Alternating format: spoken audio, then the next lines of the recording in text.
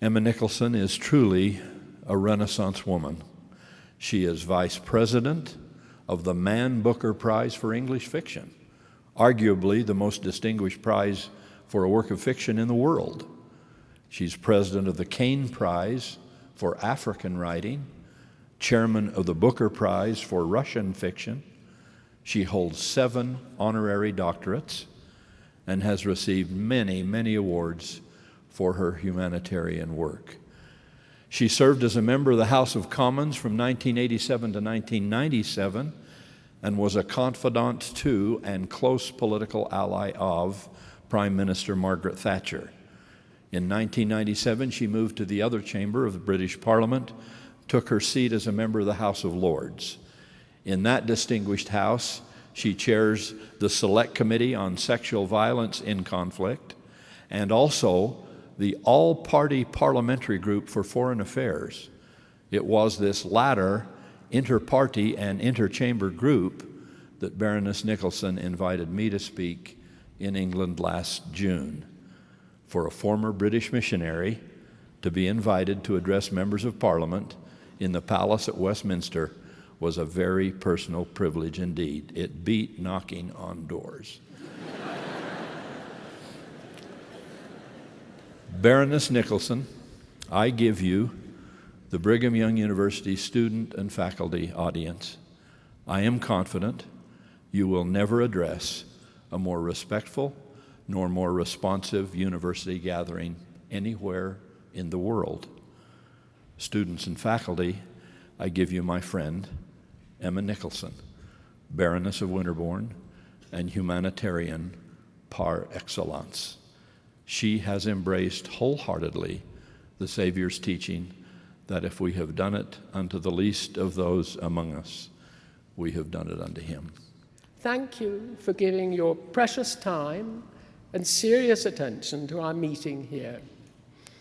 BYU places a big burden on you, its students, one of intensive work coupled with sport, art, music, continued commitment to the practice of a life of high virtue and shared ethics, and in addition, as we are all tasked as fellow human beings, you have the obligation to help those in need.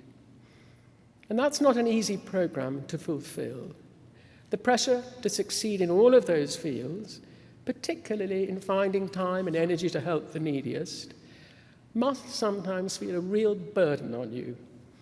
You may even wonder if you can manage it. And looking at the poverty of millions of people, I often feel the same. What means our personal success when others are forced to survive in such terrible circumstances? My own starting point is simply this. In any situation or field of human action, success is rated by how you manage within the circumstances that you find yourselves. And if these circumstances are unprepossessing, success is ranked by your ability to change them. For I believe profoundly that our lives must be committed wholly to embracing the values that the common good enshrines.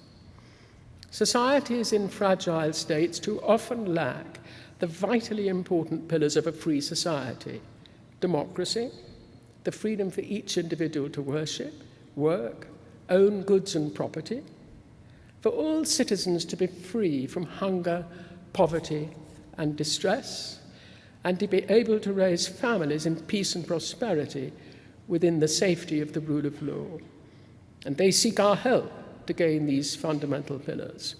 In Britain, our beloved Queen opened the latest session of the Houses of Parliament just a few years ago in London. And her 63 years of service offer the benchmarks that all of us can freely follow and through which we can all succeed. I give this to you as my statement of today. She said, "When life seems hard, the courageous do not accept defeat. Instead, they are all the more determined to struggle for a better future." I wish you well. I look forward to your achievements. I will cherish our continuing friendship and I thank you for your courtesy and for your commitment to all things true and good, today, tomorrow, and forever. This forum address with Baroness Emma Nicholson was given on September 22, 2015.